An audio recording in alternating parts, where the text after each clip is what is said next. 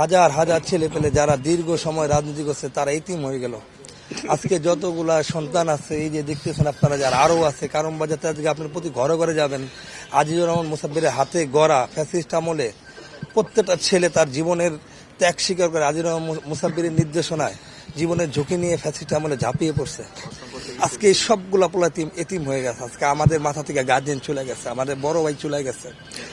আজকে 17 বছর ফ্যাসিস্ট আমলে সংগ্রাম করে আজকে যখন ফ্যাসিস্ট বিদায় হইল, তখন আজকে আমাদের এই দিন দেখতে হইল। আজিজুর রহমান মুসাব্বির এই ফ্যাসিস্ট সরকারে বিতরণ করার জন্য সর্বোচ্চ ত্যাগ স্বীকার করে আজকে যখন ফ্যাসিস্ট চলে গেল, আমরা আমাদের ভাইকে হারালাম।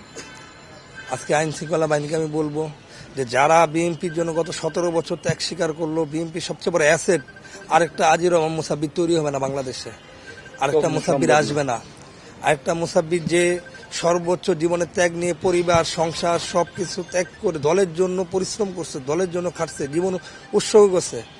আজকে ফ্যাসিস্ট আমলের পরে 5 তারিখে পরে যখন সবাই বলতেছে বিএনপির অবস্থান ভালো, নির্বাচনে ভালো অবস্থান করতে পারবে, সরকার গঠন করতে পারবে, এতেই অনেকের চক্ষুশূল হয়ে গেছে। তিনি অনেক জনপ্রিয়তা আজকে তার কাল হয়েছে। আজকে অনেক শত্রু, অনেক ধরনের লোক, তার সেই আতঙ্কের কারণ ছিল তার জনপ্রিয়তা। সে জানতো তাকে সরাই দিতে পারলে অনেকের পথটা ক্লিয়ার হয়।